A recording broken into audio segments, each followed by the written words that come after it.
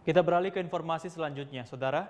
Di tengah masalah gagal tanam karena curah hujan yang rendah dan pandemi COVID-19 mengakibatkan para petani terancam rawan pangan. Para petani di Desa Manusa, Kecamatan Kupang Timur masih memiliki harapan dan solusi dengan tetap mengolah lahan dengan memanfaatkan air yang ada dengan menanam tanaman hortikultura.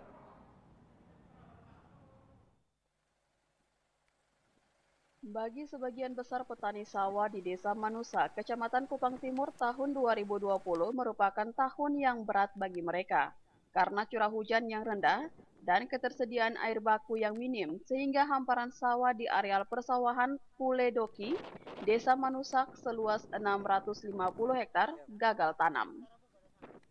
Berapa hektar, Bang? Awalnya harapan para petani di areal persawahan Puledoki adalah irigasi dari bendungan Ragnamo yang dibangun dekat dengan areal persawahan ini.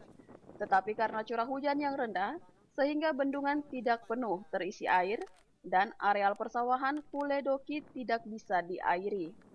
Selain itu pandemi COVID-19 yang mengharuskan warga untuk tetap di rumah sesuai dengan instruksi pemerintah. Hal ini mengakibatkan warga kekurangan makanan dan terancam kelaparan. Kendati demikian, mereka terus berusaha untuk mengelola lahan tanpa harus melanggar instruksi pemerintah. Krismus Kapitan, Koordinator Pendamping Lapangan Dinas Pertanian Kabupaten Kupang mengatakan, ada solusi yang ditawarkan bagi petani, yakni menyulap lahan sawah dengan menanam kacang hijau dengan melibatkan Polres Kupang, dengan tujuannya agar terkontrol dan tidak melanggar anjuran pemerintah. Kerjasama dengan Polres untuk memastikan setiap subsidi pemerintah seperti bibit kacang hijau, pupuk subsidi, dan bantuan subsidi lainnya tepat sasaran dan tidak disalahgunakan oleh berbagai pihak, terutama di masa sulit seperti saat ini.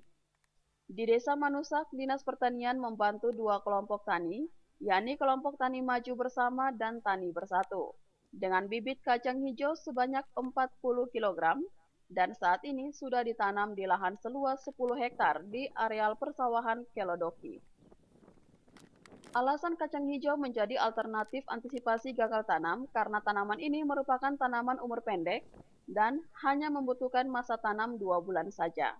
Selain itu, tanaman ini tidak membutuhkan air yang banyak dan cukup disiram 2 kali selama masa tanam.